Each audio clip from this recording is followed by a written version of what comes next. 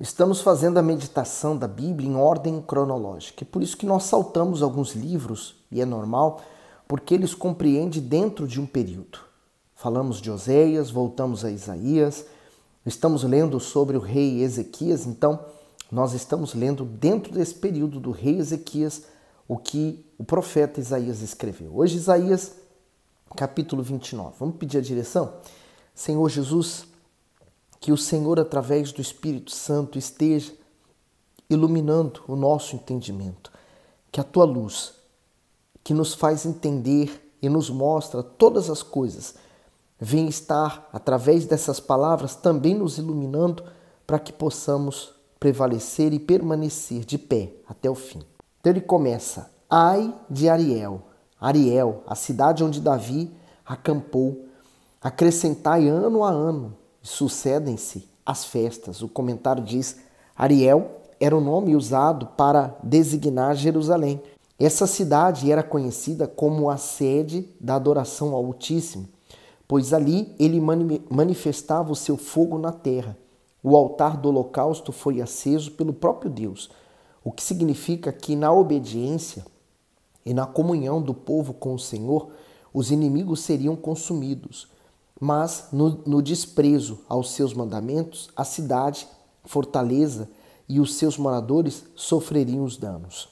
O 2. Contudo, porei a Ariel em aperto, e haverá pranto e tristeza, e ela será para mim como Ariel, porque te cercarei com meu arraial e te sitiarei com baluartes, e levantarei trincheiras contra ti. Então serás abatida, falarás de debaixo da terra, e a tua fala desde o pó sairá fraca, e será a tua voz debaixo da terra como a de quem tem espírito familiar, e a tua fala assobiará desde o pó. E a multidão dos teus inimigos será como o pó miúdo, e a multidão dos tiranos como a pragana que passa, e no momento repentino isso acontecerá.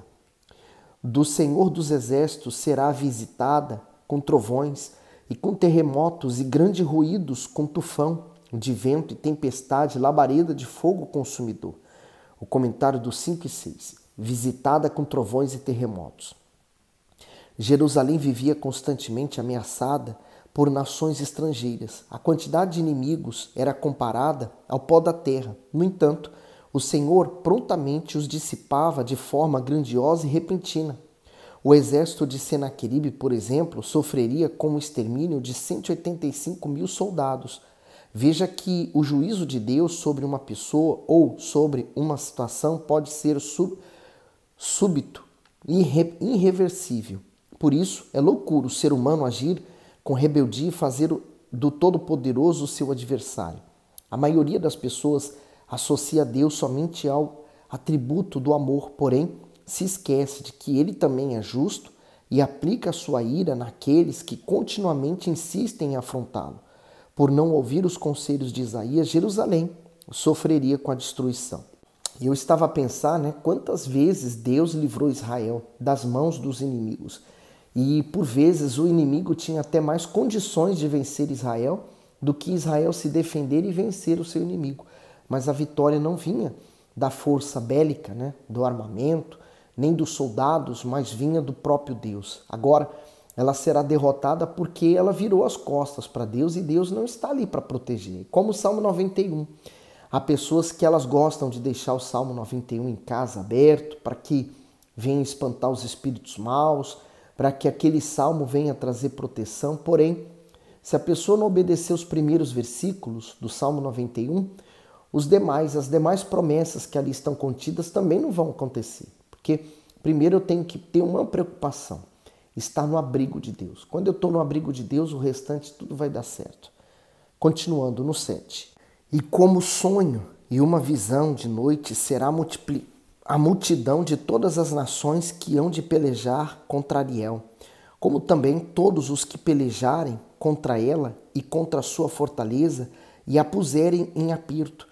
Será também como o faminto que sonha, que está a comer, porém, acordado, sente-se vazio, ou como sedento, que sonha que está a beber, porém, acordado, eis que ainda desfalecido se acha, e a sua alma com sede. Assim será toda a multidão das nações que pelejarem contra o monte Sião. Tardai e maravilhai-vos, folgai e clamai, bêbados estão, mas não de vinho, andam cabaleando, mas não de bebida forte, porque o Senhor derramou sobre vós um espírito de profundo sono e fechou os vossos olhos, fendeu os profetas e vossos principais videntes. Há um sono que é o sono da morte, né? Quer dizer, esse sono, né, esse profundo sono faz com que você fique sem reações, sem ver o perigo, sem ver a hora que o mal está se aproximando, né? Lembra as 10 virgens? Todas as 10 dormiram, mas quando houve um grito, quer dizer, naquele grito todas elas despertaram. O que é esse grito? Vamos traduzir o grito. O grito é o problema, o grito é a situação difícil, o grito representa, por exemplo, quando a pessoa ela é levada para o deserto, vem as dificuldades, vem uma injustiça, vem uma doença, que às vezes Deus permitiu para que você possa despertar daquele sono. Eu posso até traduzir esse sono profundo como a pessoa ligar a vida dela no automático. Ela vai para a igreja, ela pega a Bíblia, ela serve a Deus, ela põe o uniforme, ela tira o uniforme, ela volta para a igreja, ela vai para casa, ela ora em casa, ela pega a Bíblia. Quer dizer, algo que já se tornou uma rotina, já não vem da fé. É algo que ela aprendeu a fazer. Então, a vida dela vai entrar no automático. É o sono. Ela não vai perceber quando vem o mal. No 11. Por isso, toda visão vos é como a palavra de um livro selado que se dá ao que sabe ler, dizendo, lê isto, peço-te. E ele dirá, não posso porque está selado. Ou dá-se o livro ao que não sabe ler, dizendo, lê isto, peço-te. E ele dirá, não sei ler. O comentário do 11:12, um livro selado. As profecias não estavam sendo compreendidas pelos sacerdotes e muito menos pelo povo. Isso não se devia à sua complexidade, pois Deus falava de maneira clara, e sim a cegueira espiritual e a indisposição em obedecer, que mantinha a meta das pessoas fechadas para a mensagem. Os religiosos chegavam a dar desculpas dizendo que o livro estava selado, mas na verdade eles não tinham discernimento para entender o que o Altíssimo dizia. Mateus 13, 10 ao 17, ele diz, e acercando-se dele os discípulos disseram-lhe, por que lhes falava por parábolas? E ele respondendo disse-lhes, porque a vós é dado conhecer os mistérios do reino dos céus, mas a eles não lhe é dado, porque aquele que tem se dará, e terá em abundância, mas aquele que não tem, até aquilo que tem lhe será tirado. Por isso, lhes falo por parábola, porque eles vendo não veem, e ouvindo não ouvem, nem compreendem. E neles se cumpre a profecia de Isaías, que diz, ouvindo, ouvireis, mas não compreendereis, e vendo, vereis, mas não percebereis. Porque o coração deste povo estava endurecido, e ouviram de mau grado com seus ouvidos e fecharam seus olhos, para que não vejam com os olhos e ouçam com os ouvidos e compreendam com o coração e se convertam, e eu os cure. Mas bem-aventurados os vossos olhos, porque veem, e os vossos ouvidos, porque ouvem. Porque em verdade vos digo que muitos profetas e justos desejaram ver o que vós vedes e não viram, e ouvir o que vós ouvis e não ouviram. Então aqui a gente vê o próprio Senhor Jesus confirmando essas palavras do profeta Isaías. Aí entende-se por que tem pessoas que pegam a Bíblia, elas querem ler, elas não conseguem compreender, porque falta, na verdade, para elas essa disposição de entrega, mas também, sobretudo, essa humildade de pedir que o Espírito Santo lhe abra o entendimento, né? Porque não é que nós somos estudados, eu não tenho curso de teologia, mas eu procuro ouvir a voz de Deus. Quando leio a Bíblia, quando eu busco ler para mim, aqui eu estou lendo para mim e para você, mas essa leitura é pouco, eu preciso tirar os momentos que eu vou meditar nela para que eu ouça a voz de Deus. Então, e é nessas horas que o Espírito Santo fala conosco. Por isso, que você venha sempre ter ouvidos para ouvi-lo. Continuando no comentário do bispo, isso mostra que, embora muitas pessoas sejam classificadas como conhecedoras da palavra, elas não o compreenderam, porque o seu coração está fechado para o seu autor. Elas podem ter a letra, mas desconhecem a sua essência. Seguindo para o 13. Porque o Senhor disse: pois que este povo se aproxima de mim, e com a sua boca e com seus lábios me honra, mas o seu coração se afasta para longe de mim, e o seu temor para comigo consiste só em mandamentos de homens, em que fui instruído. Então, quer dizer, pela boca eles estavam fazendo certo, mas o coração estava longe. Quer dizer, Deus, ele olha o nosso interior, o nosso íntimo. O ser humano vê a aparência, né? Ele ouve aquelas palavras, vê aquelas vestes e julga aquela pessoa pela sua aparência, santidade. Mas dentro dela estava podre, quer dizer, homens, pessoas que os mandamentos dela consistem apenas em mandamentos de homens, quer dizer, eram as leis acrescentadas, né? As doutrinas que muitas igrejas adotam para elas mesmas, mas se tornam doutrinas de homem, porque deixou de agradar a Deus. No 14, portanto, eis que continuarei a fazer uma obra maravilhosa no meio deste povo, uma obra maravilhosa e um assombro, porque a sabedoria dos seus sábios perecerá e o entendimento dos seus prudentes se esconderá. O comentário 13 e 14. O seu coração se afasta para longe de mim. As pessoas continuavam na prática da sua devoção externa, mas internamente continuavam no pecado. Elas se aproximavam de Deus, porém apenas com formalidades religiosas.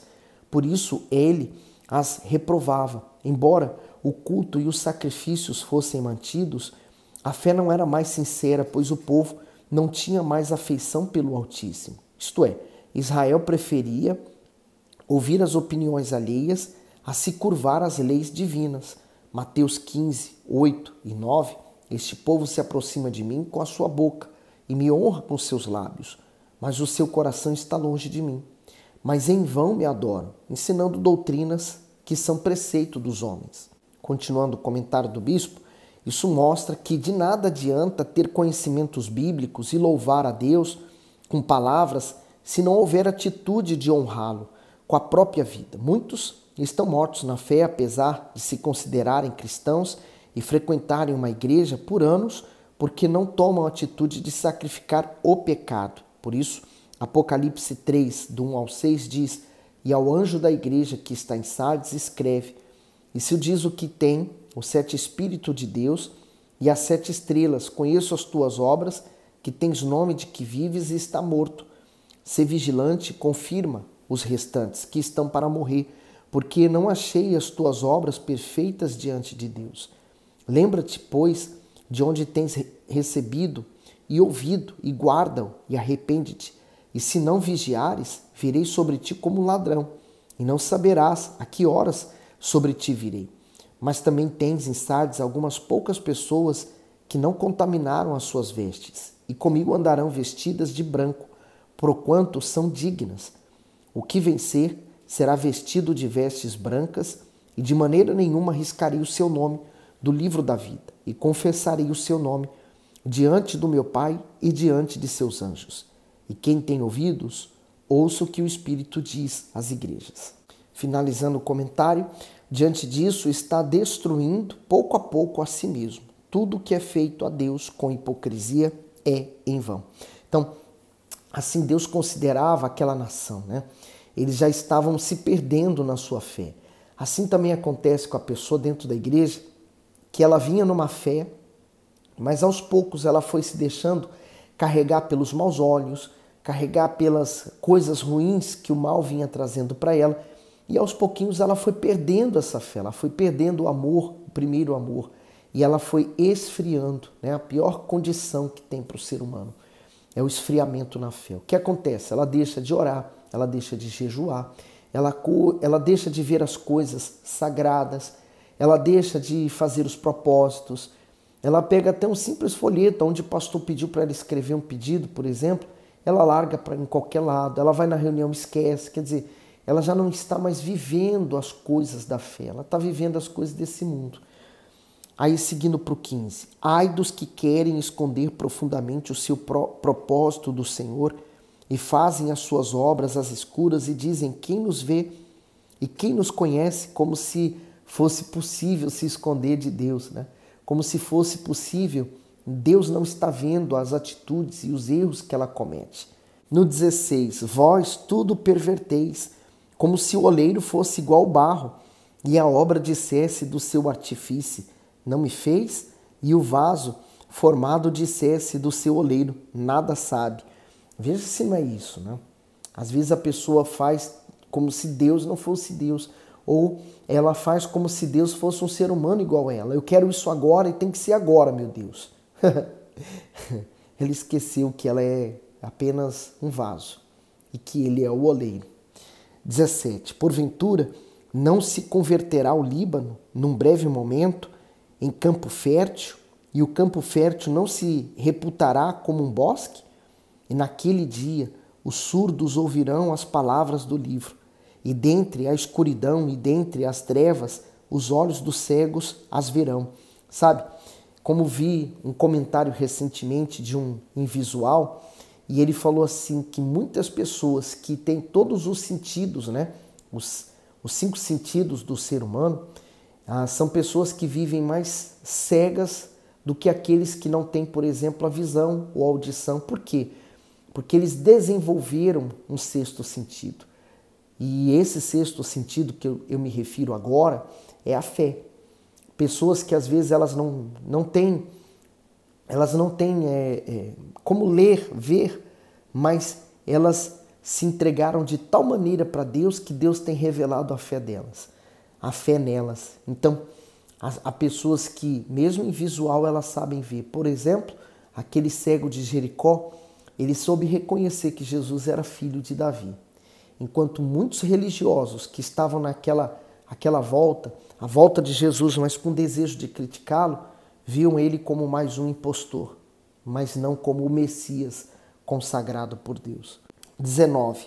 E os mansos terão gozo sobre gozo no Senhor, e os necessitados entre os homens se alegrarão no Santo de Israel. Porque o tirano é reduzido a nada, e se consome o escarnecedor, e todos os que se dão à iniquidade são desarraigados. Os que fazem culpado ao homem por uma palavra e armam laços ao que repreende na porta, e os que sem motivo põem de parte o justo. Portanto, assim diz o Senhor, que remiu Abraão acerca da casa de Jacó. Jacó não será agora envergonhado, nem agora se descorará a sua face. Mas quando ele vir seus filhos, a obra das minhas mãos no meio dele, santificarão o meu nome, sim, santificarão ao Santo de Jacó e temerão ao Deus de Israel. E os errados de espírito virão a ter o entendimento, e os murmuradores aprenderão a doutrina. Como eu tenho dito, o profeta Isaías é um profeta que vai profundamente na alma do ser humano. Quem tem esse desejo de agradar a Deus, quando lê o livro de Isaías, começa a aprender muita coisa. E você tem aprendido? Faz o seguinte, manda esse vídeo para alguém, né? E vamos evangelizar através desses meios. Você, por exemplo, agora, você está aqui me ouvindo e você gostou desse conteúdo, Deus falou algo que ainda eu não acrescentei, coloca aí nos comentários, tem alguma dúvida? Põe também. E não poderia deixar de pedir, dê o seu gosto, porque ele nos ajuda a espalhar ainda mais esse vídeo pela rede, tá bom? Fique bem, que Deus abençoe você.